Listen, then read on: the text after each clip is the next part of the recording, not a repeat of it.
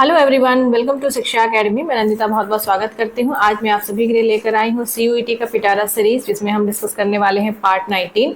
अब तक part 18 videos आ चुकी हैं। सारी ही वीडियोस बहुत ज़्यादा इंपॉर्टेंट हैं। इसमें इन जो भी सीरीज इसमें चल रही है, अब तक की वीडियोस में मैंने कई सारे प्रीवियस ईयर पेपर्स कराए हैं, कई सारे एमसीक्यूज कराए हैं, कई सारे इंपॉर्टेंट कॉन्सेप्ट्स फिलॉसफी से रिलेटेड, गाइडेंस एंड काउंसलिंग से रिलेटेड, ये सब कुछ कराया है। ठीक है, मैं जितने भी इंपॉर्टेंट वीडियोस हैं उन सबका लिंक यहाँ पे डिस्क्रिप्शन में प्रोवाइड कर रही हूँ। साथ में मैंने अपने चैनल पे गोरखपुर यूनिवर्सिटी का बीएड का जो सीबीसीएस पैटर्न था, जो पूरी तरह से एमसीक्यू बेस्ड था, वो मैंने चारों ही सेमेस्टर के कराए हैं। इंपॉर्टेंट जो सब्जेक्ट हैं उनसे रिलेटेड इंपॉर्टेंट एमसीक्यूज कराए हैं। तो अगर जो भी स्टूडेंट्स एमएड एंट्रेंस की तैयारी कर रहे हैं या आप एमए एजुकेशन की तैयारी कर रहे हैं और एक ड्रीम देखते हैं कि भाई हमारा सरकारी यूनिवर्सिटी, सरकारी कॉलेज में हो जाए, तो आपके लिए ये वीडियो सीरीज़ बहुत हेल्पफुल है। और जो भी मैं डिस्क्रिप्शन में वीडियो के लिंक्स प्रोवाइड कर रही हूँ, वो सारे ही वीडियोस बहुत हेल्पफुल है। अगर अभी तक आपने नहीं देखा है, प्लीज़ डू वॉच देम। ठीक है, और आज के सीरीज़ में हम आपके लिए लेकर आए हैं सीयूईटी पीजी का एमएड एंट्रेंस का पेपर 2023 में जो आया था, एग्ज़ाम हुआ था आपका 11 जून 2023 को। ठीक है, आप ये जो भी वीडियो सीरीज में मैं वीडियोस डाल रही हूँ, क्योंकि सिंस मैंने भी बीएड किया है, एमएड किया है सरकारी संस्थानों से, और मैं 5 टाइम्स नेट क्वालिफाइड हूँ, तो जो भी अनुभव थोड़ा बहुत मेरे पास, उसके आधार पर मैं आपको बता सकती हूँ कि ये जो भी सीरीज़ चल रही है या जो भी मैंने पेपर्स यहाँ पे आपको लगवा रही हूँ, सारे पेपर्स आपके रिवीजन में बहुत ज़्यादा काम आने वाले हैं और बहुत ही ज़्यादा हेल्पफुल हैं। ठीक है, क्योंकि जितनी भी ज़्यादा आप अपने प्रीवाइक्यूज लगाते हैं अलग अलग जगहों के, जहाँ से भी पेपर्स मिल जा रहे हैं, मैं यहाँ पे कवर करवा रही हूँ, उतनी ही ज़्यादा आपके लिए वो बेनिफिशियल है, उतनी ही ज़्यादा आपकी प्रैक्टिस होती है। ठीक है, तो बिना कुछ देर के वीडियो को शुरू करते हैं। मैंने कुल मिला के अभी तक टोटल 7 पेपर्स को सॉल्व किया है, देखा है, समझा है, चीज़ों को एनालाइज किया है। तो आगे आगे आपको इसके बाद 5 वीडियोस और देखने को मिलेगी। ठीक है, उसके बाद और भी कुछ अगर कंटेंट मैं बना पाती हूँ तो मैं उसको बाद में इस पिटारा सीरीज़ में ऐड करती जाऊँगी, जिससे कि एक होलिस्टिकली एक ऐसी प्लेलिस्ट बने कि कोई भी स्टूडेंट्स एमएड या एमएड एजुकेशन की तैयारी एंट्रेंस की कर रहे हैं, उनके लिए इस प्लेलिस्ट बेनिफिशियल हो। तो चलिए बिना कुछ देर के शुरू करते हैं, और वीडियो को आप पूरा ज़रूर देखिएगा। और एज यूजुअल मैं बोलती हूँ कि हमेशा अपने पास एक छोटी सी कॉपी पेन रखिए, क्योंकि जब भी वीडियोस देखते हैं कुछ इंपॉर्टेंट पॉइंट्स मैं बीच बीच में आपको बताती हूँ, उससे आप वो पॉइंट्स नोट कर लें और बाद में जाके उसको डिटेल में स्टडी कर लें या रिवीजन कर लें। या तो आपने अपने पुराने जो नोट्स बना रखे हैं उसको लेकर आप एक बार रिविज़न कर लें। ठीक है, चलिए शुरू करते हैं। इस वीडियो सीरीज में जो आज का पेपर है उसमें 100 क्वेश्चन है, 25 क्वेश्चन एक जनरल एप्टीट्यूड के क्वेश्चन है, उसको यहाँ हम कवर नहीं करेंगे। यहाँ हम 75 क्वेश्चन जो सब्जेक्ट के हैं उनको हम यहाँ पे कवर करेंगे। ठीक है, और ऑफिशियल आंसर की को भी मैंने देखा है, साथ में पूरे पेपर को एक बार खुद गो थ्रू हुई हूँ, उसमें क्या क्या एडिशनल चीज़ें मुझे आपको बतानी है वो मैं यहाँ पे आपको बताऊंगी।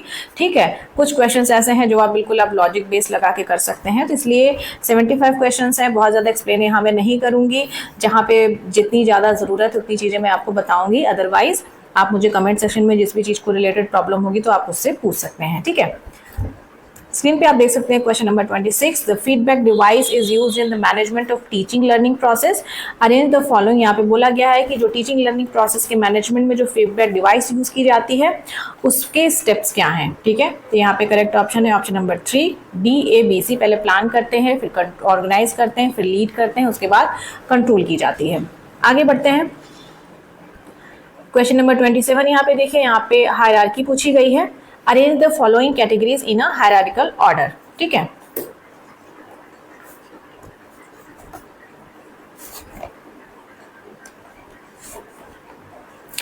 तो इसका करेक्ट आंसर है ऑप्शन नंबर 1, DBACE। ठीक है, यहाँ पे ये इसका करेक्ट आंसर है।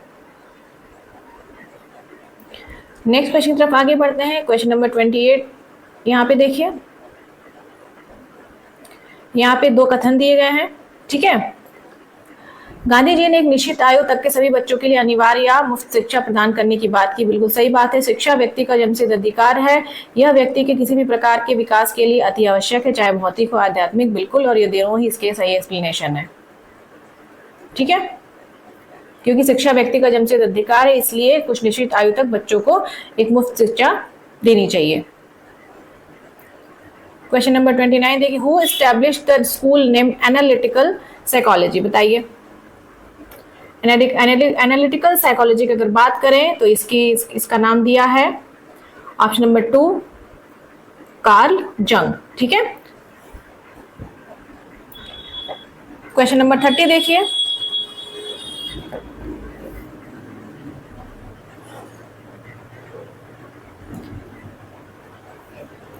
व्यवहार में संशोधन तथा अथवा परिवर्तन अधिगम कहलाता है। बिल्कुल, learning is the modification of the behaviour. ठीक है, कथन 2 देखिए, यहाँ पे स्टेटमेंट 2 दिया है, लेकिन जब एक पिन अपनी उंगली में चुभाते हैं तो हम इसे पिन से हटा लेते हैं। यह व्यवहार अधिगम श्रेणी के अंतर्गत नहीं आता, यह एक परावर्ती क्रिया है। ये भी ऑप्शन आपका सही है। दोनों ही कथन यहाँ पे आपके सही हैं। आगे बढ़ते हैं, क्वेश्चन नंबर 31 यहाँ देखिए, यहाँ पे मैक्सिम्स ऑफ टीचिंग की बात की गई है। बताइए, यहाँ पे option number 4 is the correct. ठीक है, ACE सरल से जटिल की तरफ जाते हैं। ठीक है, मूर्त से अमूर्त की तरफ जाते हैं। अगर ई हम देखते हैं अनुभावी से तार्किक, तो A हो गया, C हो गया, आपका E हो गया। बाकी दोनों गलत क्यों है? अप्रत्यक्ष से प्रत्यक्ष नहीं, प्रत्यक्ष से अप्रत्यक्ष की तरफ जाते हैं, तो ये गलत हो गया। संश्लेषण से विश्लेषण नहीं, पहले विश्लेषण से संश्लेषण की तरफ जाते हैं, इसलिए ये दोनों ऑप्शन यहाँ पे गलत है। ठीक है, आपको उसको रिवर्स करेंगे तब वो सही होगा। क्वेश्चन नंबर यहाँ पे देखिए 32, शिक्षा का राजनैतिक एजेंडा के लेखक हैं। यहाँ पे एक किताब की बात की गई है। 32 का सही आंसर है ऑप्शन नंबर 4 कृष्ण कुमार। देखिए, बुक को याद करने का एक तरीका मैं आपको बताती हूँ। कभी भी पहले मैं भी इस टेक्निक को नहीं अपनाती थी, फिर धीरे धीरे मैंने इसको सीखा। जब भी कोई बुक की बात है तो आप एक बार अमेजन पे उस बुक को सर्च कर लीजिए। तो जब बुक का एक प्रोफार्मा आपके सामने आता है, एक फ्रंट पेज उसके सामने आता है with the title, with the author name, तो वो आपके स्कीमा में ना एक बैठ जाता है, एक पिक्चर के फॉर्म में। कहते हैं ना कि पिक्चर के फॉर्म में चीजें ज्यादा देर तक याद रहती हैं। ठीक है, आगे बढ़ते हैं, क्वेश्चन नंबर 33 यहाँ पे देखिए। अगेन यहाँ पे किताबों की बात हो रही है। 33 का करेक्ट ऑप्शन है ऑप्शन नंबर 3। बहुत ही मतलब इंपॉर्टेंट है ये, शिक्षा पर ऑन एजुकेशन। ठीक है, ये जो किताब लिखी गई अरविंदो के द्वारा, अनाशक्ति योग की बात गांधी जी, दीवा स्वप्न है जो गिजुभाई बडेगा जी की किताब है। शिक्षा, राजनीति तथा युद्ध, ये आपके राधा कृष्णन जी की बुक है। बहुत इंपॉर्टेंट है, आप इसको अपनी कॉपी में जरूर नोट कर लीजिएगा। यहाँ पे 34 देखिए, 34 का सही ऑप्शन है ऑप्शन नंबर 3। ठीक है, यहाँ पे आपके जो फंडामेंटल राइट्स है उसको जरूर याद कर लीजिएगा, क्योंकि ये पिछली बारी जो मैंने पेपर सॉल्व कराया था 9 जून का, उसमें भी क्वेश्चन पूछा गया था। ठीक है, इस बारी भी इसमें क्वेश्चन पूछा गया। जो आपके फंडामेंटल राइट है उनको आप एक बार जरूर देख लीजिएगा। क्वेश्चन नंबर 35 यहाँ पे देखिए, वस्तुनिष्ठ प्रकार का परीक्षण उच्च विश्वसनीय है तथा विश्वसनीयता सूचकांक हेतु विभिन्न विधियों का प्रयोग किया जाता है। सही है ऑप्शन, क्योंकि इसमें कोई सब्जेक्टिविटी नहीं होती है। ठीक है, आपके 4 ऑप्शन नहीं, आपने उसको मार्क कर दिया। निबंधात्मक प्रकार का परीक्षण कम विश्वसनीय है तथा विश्वसनीयता सूचकांक आकलन हेतु कठिन भी है। ठीक है, तो यहाँ पे ऑप्शन नंबर 35 का 2 सही है। ठीक है, एक्सप्लेन नहीं कर रहे हैं, दोनों अपनी अपनी जगह सही है, बट आर एक्सप्लेनेशन नहीं है। राइट, आगे बढ़ते हैं 36 देखिए, दर्शन शास्त्र का विद्यालय। थोड़ा और मैं बड़ा करने का प्रयास करती हूँ। ठीक है, दर्शन शास्त्र का विद्यालय जो स्वीकार करता है विभिन्न प्रकार के बालकों के लिए विभिन्न प्रकार के विद्यालय होने चाहिए। ठीक है, यहाँ पे ऑप्शन आ जाएगा रियलिज्म। ठीक है, जो रियलिटी में बिलीव करते हैं। 37 देखिए, अभिक्रमित अनुदेशन में शिक्षण अधिगम की प्रकृति है। 37 का ऑप्शन नंबर 3 हो जाएगा। लेजिस्फेयर मतलब फ्री रहता है वो, लेजिस्फेयर का मतलब बेसिकली होता है फ्री। ठीक है, आगे बढ़ते हैं। यह किसने स्वीकार किया है कि व्यक्तित्व का विकास जैविक परिपक्वन की पारस्परिक क्रिया तथा ऐतिहासिक आवेग का उत्पाद है। 38 का हो गया option number 4 Erik Erikson.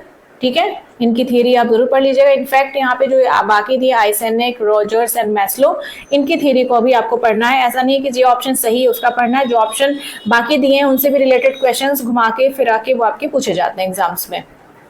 Question number IGNOU की स्थापना कब हुई है? ये बहुत लड्डू क्वेश्चन है। ऑप्शन नंबर 2 1985 में। 34 यहाँ पे देखिए,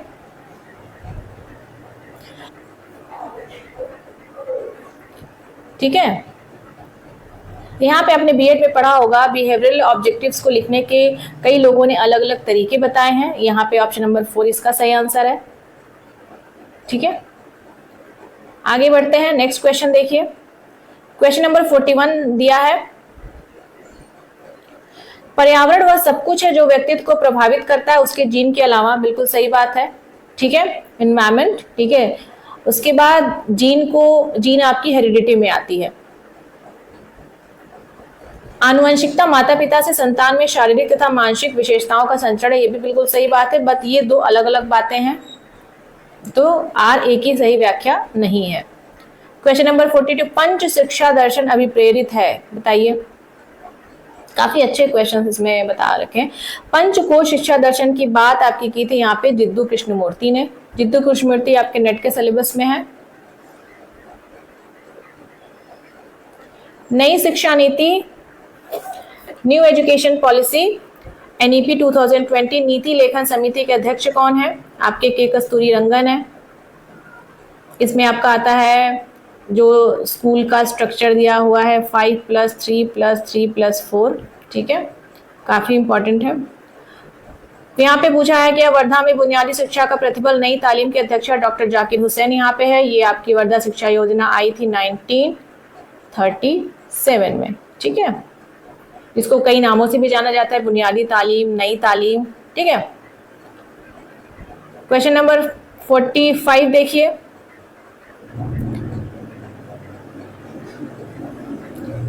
का आपका ऑप्शन नंबर 4 सही है। ठीक है, स्ट्रक्चरलिज्म विल्हेम वुंड से रिलेटेड है।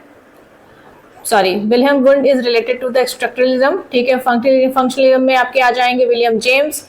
उसके बाद बिहेवियरिज्म में आ जाएंगे आपके जेबी वॉटसन। साइकोएनालिसिस आपकी सिगमंड फ्रूड की है। पिछला वीडियो अगर आपने देखा होगा तो आप ये क्वेश्चन आराम से कर ले जाएंगे। व्यक्तित्व के मूल शील को खोजना है। ठीक है, यहाँ पे बताइए 46 का यहाँ पे इन्होंने मतलब ऑप्शन नंबर 4 दे रखा है, बट ये क्वेश्चन को मैंने डाउट में रखा हुआ है सॉल्व करते टाइम। ठीक है, ACE इन्होंने दे रखा है। आपको भी इसका एक्सप्लेनेशन मिले तो मुझे बताइएगा। ऑफिशियल आंसर की इन्होंने 4 में रखा है, बट मैं इसको डाउट की कैटेगरी में रख रही हूँ। आगे बढ़ते हैं, क्वेश्चन नंबर 47 यहाँ देखिए, क्वेश्चन नंबर 47 देखिए, which approach of management teaching is related to the memory level. ये आपके बीएड में पढ़ाया गया है। Bloom approach, system approach, Herbartian approach, I K Davies approach. ठीक है, बीएस ब्लूम का अप्रोच तो बहुत ही ज़्यादा इंपॉर्टेंट है। आगे बढ़ते हैं 48,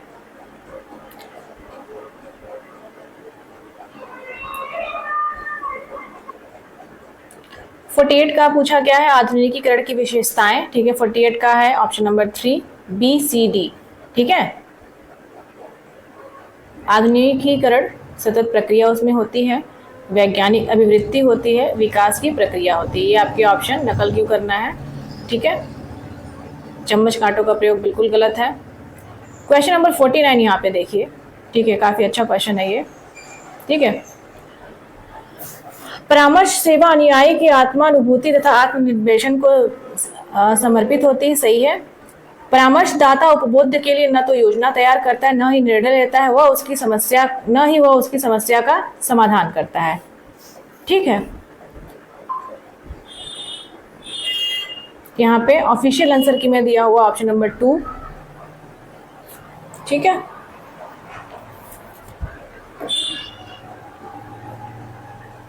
इस क्वेश्चन में मुझे थोड़ा डाउट लग रहा था, बट अगर होलिस्टिकली देखा जाए तो यहाँ पे काउंसलिंग की बात हो रही है। यहाँ पे ये बेसिकली जो क्वेश्चन है ये आपके गाइडेंस एंड काउंसलिंग से रिलेटेड है कि जो भी काउंसलिंग प्रोवाइड करता है वह एग्जैक्टली समस्या का समाधान नहीं करता है, वो एक गाइड करता है। एक्चुअली में समस्या का समाधान तो जो काउंसलिंग है उसी को करना होता है। अगर होलिस्टिकली देखा जाए तो यहाँ पे ये ऑप्शन सही है। अगर कुछ बैकग्राउंड में थोड़ी बहुत आवाजें आ रही हैं तो प्लीज उसको अवॉइड करिएगा। ठीक है, क्वेश्चन नंबर 50 यहाँ पे देखिए। 50 एक स्टेटमेंट है, इसका आंसर है ऑप्शन नंबर 3। फटाफट से चलते हैं, नहीं तो फिर वीडियो बहुत लंबी हो जाएगी। ठीक है। और जो भी कथन है एक उसकी भी आप छोटी सी कॉपी बना सकते हैं, जिसमें इंपॉर्टेंट जो कोट है वो आप उस कॉपी में अपना नोट डाउन कर सकते हैं। ठीक है। क्वेश्चन नंबर 51 देखें यहाँ पे। क्वेश्चन नंबर 51 का ऑप्शन नंबर 4 जो आइडियलिज्म है, आइडियलिज्म स्वीकार ये करता है कि भाई जो आध्यात्मिक संसार है वो मटेरियलिस्टिक जो संसार है उससे श्रेष्ठ है। ठीक है। क्वेश्चन नंबर 52 यहाँ पे देखिए, पुनर्बलन के सिद्धांत को इस नाम से भी जाना जाता है। ऑप्शन नंबर 3 यहाँ पे सही है। ACE गणितीय सिद्धांत, आवश्यकता ह्रास सिद्धांत, ई आपका गोल्ड गार्डियन सिद्धांत। ठीक है। तो बेसिकली अगर यहाँ पे क्वेश्चन आया है तो अगर जो भी इंग्लिश मीडियम के स्टूडेंट्स देख रहे हैं तो ऐसा नहीं है, क्वेश्चन को घबराने की जरूरत नहीं है। मेरा भी बैकग्राउंड इंग्लिश है, यहाँ पे हिंदी में मैं पेपर को सॉल्व करा रही हूँ। तो अगर आपको ये पता है कि ये क्वेश्चन मैम यहाँ करा रही है या पेपर में आया, तो आप बस रीइंफोर्समेंट जो थियरी है उसको आप गूगल पे सर्च करके आप पढ़ लीजिए। तो ये सब एक टेक्निक्स है, क्योंकि आप जब खुद भी तो कुछ काम करिए, खुद भी जब आप थोड़ा सा कुछ काम करेंगे उसको मतलब फाइंड आउट करेंगे तो आप ज़्यादा से ज़्यादा चीज़ें आप सीख सकते हैं। 53 पे चलते हैं। The concept of learning being Mahavrati and Anuvrati is propounded by the philosophy of. 53 ये आपका आ जाएगा जैनिज्म। यहाँ पे अगेन ये मैस्लो की हायरार्की थियरी है। 54 इसका ऑप्शन होगा आपका 2। ठीक है, ये तो सभी को आता होगा। 55 को देखते हैं। अधिगम नए ज्ञान अधिग्रहण को रोकता है और ज्ञान को एकीकृत करता है। नहीं भाई, रोकता क्यों है? अगर ये निगेटिव टर्म है तो ये गलत हो गया। सबसे अधिक प्रभावी अधिगम तभी होता है जब हम ज्ञान का प्रयोग अर्थपूर्ण कार्य को करने के लिए करें। ठीक है, ये बिल्कुल सही बात है। तो कौन सा है ऑप्शन यहाँ पे? Option number 4। ठीक है। 56 संप्रेषण क्रिया के 4 तत्वों को प्रथम से, यहाँ पे कम्युनिकेशन की बात हो रही है। ठीक है। 56 का है ऑप्शन नंबर A DABC। ठीक है, यहाँ पे जो कम्युनिकेशन है उसके स्टेप्स की बात की गई है। 57 का है teaching is a complex phenomena. एक second. Teaching is a complex phenomena as its nature is scientific as well as artistic. ठीक है, तो ये तो सही है। Every valid conception of teaching must not be related to. नहीं भाई, नॉट नहीं, ये गलत हो गया। ठीक है, कौन सा ऑप्शन सही है? 57 का ऑप्शन नंबर 3। ठीक है, आगे बढ़ते हैं। 60 NCF is mandated to be designed by. ठीक है, यहाँ पे आ जाएगा NCERT। ठीक है। क्वेश्चन नंबर 59 देखें यहाँ पे। 59 एक कथन है, इसका है आपका ये स्टेटमेंट दिया गया स्वामी विवेकानंद जी के द्वारा। कुछ कथन काफी इंपॉर्टेंट है जो आप मतलब अगर आप उसको अर्थ को, निहित अर्थ को आप समझे तो आप याद भी कर सकते हैं कि किसने ये कहा। क्वेश्चन नंबर 60 का हो गया ऑप्शन नंबर 2BCE। ठीक है, ये क्वेश्चन बहुत आसान है, स्कूल ऑफ साइकोलॉजी पूछा है। ठीक है, स्कूल ऑफ साइकोलॉजी और एक सब्जेक्ट में अंतर है। ठीक है, तो यहाँ पे क्या है, जो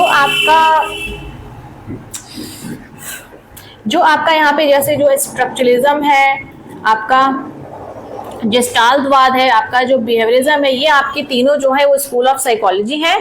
जो बाकी जो है मॉडर्न साइकोलॉजी, एंशिएंट साइकोलॉजी, ये आपके एक होलिस्टिक, एक एज अ होल प्रॉपर एक सब्जेक्ट है। ठीक है, और ये आपके एक स्कूल ऑफ साइकोलॉजी है। इस कॉन्सेप्ट को किसी एक पर्सन ने दिया है, उसके बाद फिर और भी लोगों ने दिया। जैसे बिहेवियर्स की बात करें तो JB वाटसन ने इसको प्रोपाउंड किया, और भी इसके बहुत सारे प्रोपाउंडर है। स्ट्रक्चरलिज्म के बहुत सारे प्रोपाउंडर है। ठीक है, कोहलर एंड कोफका जेस्टाल्टवाद में आते हैं। तो ये सारी चीजें इंपॉर्टेंट है। क्वेश्चन नंबर 61 यहाँ पे देखिए, यहाँ पे किताब की बात की गई है, इसका है करेक्ट आंसर ऑप्शन नंबर 3। ठीक है, गीता माता के लेखक हैं। और यहाँ पे इस तरह के क्वेश्चन को अगर कई बार नहीं आए, जैसे अगर मैं इस क्वेश्चन को सॉल्व करूं तो मुझे यहाँ से 2 किताबें याद हैं, इनफैक्ट 3 किताबें यहाँ पे आपके याद हैं। आपका C का हो गया 2, the social contract by Rousseau, the republic by Plato, और democracy and education by John Dewey. तो आप ऐसे एक भी अगर 2 भी आपको आ रहा है तो आप इसको कर सकते हैं सॉल्व। ठीक है,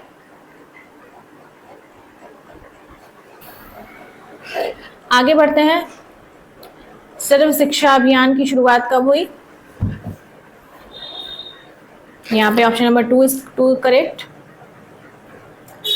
63 को यहाँ पे देखिए, फॉर्मेटिव टेस्ट की बात हो रही है यहाँ पे। 63 का है ऑप्शन नंबर 3 सही है। ठीक है। अब in formative test the difficulty of students learning और important, while in summative test the effectiveness of teaching measured. ये तो बिल्कुल सही बात है, ठीक है। Formative test are used to measure the level of student on the basis of student performance. नहीं, फॉर्मेटिव टेस्ट में परफॉर्मेंस की बात नहीं होती है, परफॉर्मेंस की बात आपकी समेटिव टेस्ट में होती है, इसलिए आपका ये क्वेश्चन नंबर जो रीजन है वो रॉन्ग है, ठीक है। 64 देखिए, दर्शन का कौन सा भाग शिक्षा के उद्देश्यों के बारे में वर्णन करता है। यहाँ पे आपका मेटाफिजिक्स हो गया, सामाजिक गतिशीलता, ठीक है। यहाँ पे बात हो रही है सोशल मोबिलिटी की,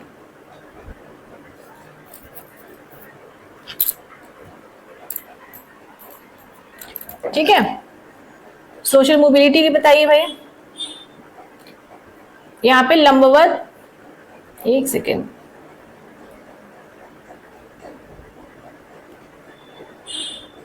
ठीक है, लंबवत तथा क्षैतिज, ठीक है। आपका या तो हॉरिजेंटल सोशल मोबिलिटी होती है या तो वर्टिकल सोशल मोबिलिटी होती है, ठीक है। मैं थोड़ा कंफ्यूज हो गई थी। एनसीईआरटी का फुल फॉर्म, ये तो बहुत लड्डू क्वेश्चन है। 66 का ऑप्शन नंबर 1। 67 देखते हैं, क्यों भाई, 67 भी बहुत ही अच्छा प्रश्न है। कोठारी कमीशन कब आया, 1964 to 66, और इस कमीशन की रिपोर्ट का नाम है शिक्षा तथा राष्ट्रीय विकास, ठीक है, एजुकेशन एंड नेशनल डेवलपमेंट। 67 देखते हैं। अगेन अभी मैंने थोड़ी देर पहले इसकी बात की, यहाँ पे 5+3+3+4 की यहाँ पे बात हुई है, ठीक है। साइन लर्निंग थ्योरी दी गई है टोलमैन के द्वारा, ठीक है। क्वेश्चन नंबर 70 देखिए, यहाँ पे निगेटिव एजुकेशन की बात की है रूसो ने। यहाँ पे बताइए भाई, किसने इंटेलिजेंस के 2 डायमेंशन की बात की। एक होगा कि आपका जनरल फैक्टर, एक हो गया आपका स्पेसिफिक फैक्टर। तो यहाँ पे हो गया आपका स्पेयरमैन ने इसकी बात की थी। थर्स्टन ने ग्रुप फैक्टर थ्योरी की बात की थी। गार्डनर का मल्टीपल इंटेलिजेंस थ्योरी है, ठीक है। आप गिलफोर्ड की थ्योरी का नाम बताइए कमेंट सेक्शन में। 72 देखिए, यहाँ पे 72 का है ऑप्शन नंबर 2। यहाँ पे क्या होता है, टीचिंग मैनेजमेंट से रिलेटेड यहाँ पे जो स्टेप्स दिए हैं आप उसको पढ़ लीजिएगा एक बार। 72। क्वेश्चन नंबर 73 पे चलते हैं। ये तो बहुत ही अच्छा प्रश्न दिया हुआ है। 73 का ऑप्शन नंबर 2 है, ठीक है। आपका यही है, जीन पियाजे का जो स्टेजेस है वही दिया हुआ है यहाँ पे, उसके स्टेप्स दिए हुए हैं। 74 यहाँ पे देखिए,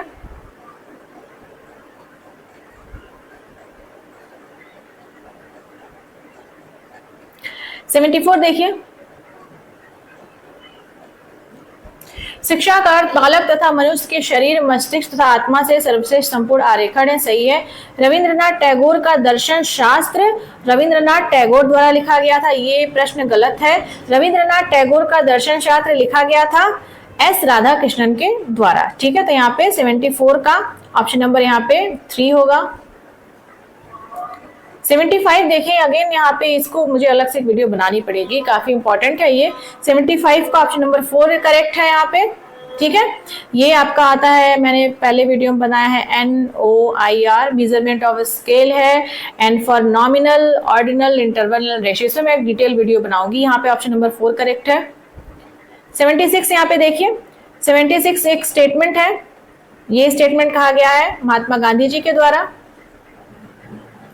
77 भी एक स्टेटमेंट है, एक कथन है, कोट है, ये कहा गया है आपका डेविस के द्वारा, ठीक है। और यहाँ पे पर्सनल ट्रेट के 3 डिस्पोजिशन की बात की गई है, कार्डिनल, सेंट्रल एंड सेकेंडरी। ये दिया गया है गार्डन ऑलपोर्ट के द्वारा, आपने ये पढ़ा होगा सीटेट में। 79 की बात करें तो यहाँ पे option number 3 is the correct answer, ठीक है। आप इसको क्रॉस करके पढ़ लीजिएगा। Signal learning, chain learning, concept learning, ये जो भी यहाँ पे लर्निंग का ये कॉन्सेप्ट दिया, ये रॉबर्ट गैने के द्वारा दिया गया है। इनका एक डायग्राम है, आप गूगल पे सर्च करके जाएंगे रॉबर्ट गैने, ठीक है, और वहां पे आपका वहां पे आपको मिल जाएगा, ठीक है। बहुत सारे ऐसे स्टेप्स हैं पिरामिड के हिसाब, पिरामिड में एक तरह से डायग्राम दिया हुआ है। बेसिकली इसमें चीज बताई गई है कि जैसे बच्चा छोटा रहता है तो वो पहले सिग्नल के थ्रू सीखता है, फिर वो उसके बाद थोड़ा और बड़ा होता है तो फिर और कुछ चीजों को रिलेट करके सीखता है, उसके बाद धीरे धीरे वो ऊपर जाता है, प्रिंसिपल सीखता है, कॉन्सेप्ट सीखता है, रूल सीखता है। ये बेसिकली चीजें हैं, आप वहां पे इस तरह से इसको समझने का प्रयास करिएगा। क्वेश्चन नंबर 80 यहाँ पे देखिए, क्वेश्चन नंबर 80 का है option number 3, universal design for learning, UDL का फुल फॉर्म है। क्वेश्चन नंबर 80 ज्यादा चले गए क्या? यस, क्वेश्चन नंबर 81 यहाँ पे देखिए, 81 का है ऑप्शन नंबर 2, बांग्लादेश। भारतीय राष्ट्रीय गान के अतिरिक्त रविन्द्रनाथ टैगोर की कविता किस देश का राष्ट्रीय गान है? क्वेश्चन नंबर 82 देखिए, ये भी एक कथन है, इसका है option number 3, BF Skinner. Skinner के द्वारा दिया गया था प्रोग्राम लर्निंग का कॉन्सेप्ट, ठीक है। क्वेश्चन नंबर 83 यहाँ पे देखिए, यहाँ पे ऑप्शन नंबर 2 सही है इसका, ठीक है। अधिगम के नियम है, आप इसको जरूर पढ़िए, पढ़ाई होगा आपने, बस रिवीजन करना है यहाँ पे। और ये रिवीजन की ही सीरीज चल रही है, जो पिटारा सीरीज है, आप ये सारी चीजें आपने पढ़ रखी हैं, ठीक है। कुछ एक पॉइंट्स अगर पढ़ नहीं रखी है तो आप उसको पढ़ सकते हैं खुद से। सोशियोलॉजी से ये क्वेश्चन है आपका, social change is a continuous process, it's another thing whether it is rate is slow और रैपिड और रिवोल्यूशनरी, ठीक है। Continuous process of social change and this is correct. There is no role of school in social change, ये बिल्कुल गलत बात है, ठीक है। तो यहाँ पे आपका 44 का हो गया ऑप्शन नंबर 3, स्कूल का बहुत इंपॉर्टेंट रोल है सोशल चेंज लाने में। 85 को यहाँ पे देखिए, 85 का है ऑप्शन नंबर 3, राष्ट्रीय महिला शिक्षा कमीशन 1958 का नेतृत्व किसने किया था? दुर्गाबाई देशमुख, ठीक है। ये बहुत ही इंपॉर्टेंट है, आप इसको जरूर पढ़िएगा।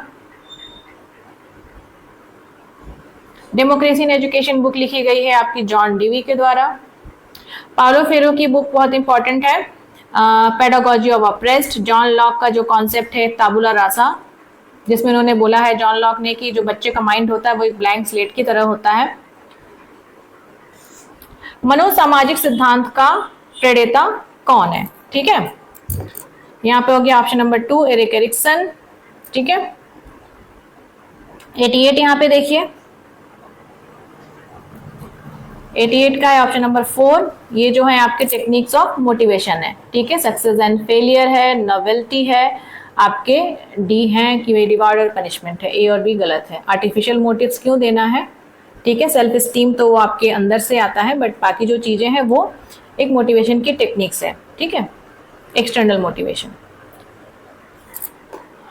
Theory of multiple intelligence is given by Harvard gardener. यहाँ पे 90 क्वेश्चन देखिए, The motivation is a very crucial factor that affects learning among the students, सही है। It is necessary that teachers should motivate their students at it. Teachers को हर step पे बच्चों को motivate करना चाहिए। दोनों ही ऑप्शन आपके सही हैं। फटाफट से कंप्लीट करते हैं इसको। 91 का है ऑप्शन नंबर 3, ठीक है। मैं थोड़ा सा यहाँ पे और क्लियर कर देती हूँ। यहाँ पे पूछा है टाइप ऑफ लर्नर और लर्निंग आइटम्स की बात की गई है, जैसे जो विजुअल लर्नर्स हैं, ठीक है, जो वहाँ उनके लिए इमेजेस हैं। यहाँ पे बी है जो आपका ऑडिटरी लर्नर है, उनके लिए यहाँ पे ग्रुप डिस्कशन है, ठीक है, जहाँ पे वो बातचीत करते हैं, चीज़ों को अपने शेयर करते हैं। यहाँ पे रीडिंग राइटिंग प्रेफरेंसेस की अगर बात करें तो यहाँ पे translate abstract concepts into words. D आपका हो गया फिगरिंग थिंग्स, ठीक है।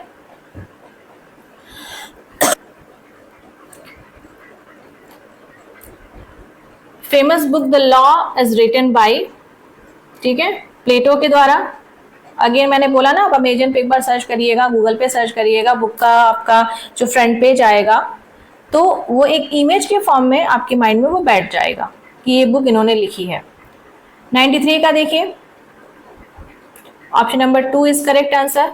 डिसेबिलिटी के बेनिफिट को क्लेम करने के लिए एक पर्सन को 40% डिसेबल्ड होना चाहिए, ठीक है। 94 का देखिए, 94 का ऑप्शन नंबर 2, दोनों ही स्टेटमेंट गलत है। एक्चुअली दोनों ही स्टेटमेंट रिवर्स हैं, ठीक है। यहाँ पे लिखा है व्यक्तित्व के 3 प्रकार, जैसे दुर्बल, बलिष्ठ, पिकरिक, ये इन्होंने दिया है, क्रेस्ट मेकर ने दिया है, और अंतर्मुखी, बहिर्मुखी, उभयमुखी ये शेल्डन ने दिया है। ठीक है, तो दोनों गलत हैं। ऊपर वाला क्रेस्ट मेकर का है स्टेटमेंट, नीचे वाला शेल्डन का है। ठीक है, क्वेश्चन नंबर 95 यहाँ पे देखिए। 95 एक कथन है, ये बोला गया स्मिथ के द्वारा। कई बार तो याद भी नहीं रहते हैं, ये तो गलत हो जाते हैं क्वेश्चंस, बट ये है कि आपको मतलब निगेटिव मार्किंग नहीं है तो सारे क्वेश्चन अटेम्प्ट करिए, निगेटिव मार्किंग है तो जो आते हैं आप वही अटेम्प्ट करिए, और कुछ उसके बाद जो लॉजिक बेस्ड आप लगा के अटेम्प्ट करिए, क्योंकि नेगेटिव मार्किंग में मतलब ऐसे क्वेश्चन को टच करना, मतलब कथन वाले अगर नहीं आ रहे हैं तो थोड़ा खतरा हो सकता है। ठीक है, हिस्टोरिकल क्रोनोलॉजी के हिसाब से आपको यहाँ पे अरेंज करना है। 96 का यहाँ पे 3।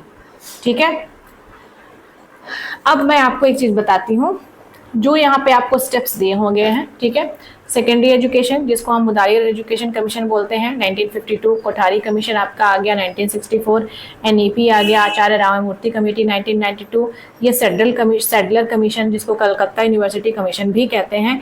ये जितने भी आपके जो भी ये इंपॉर्टेंट कमीशन है, इंपॉर्टेंट कमेटीज है, इनका एक आप मतलब इंडेक्स बना के अपने पास रख लीजिए।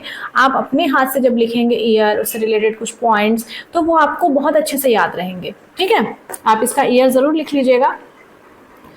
97 को देखते हैं यहाँ पे, एक सेकेंड। 97 का प्रैग्मेटिज्म सही है।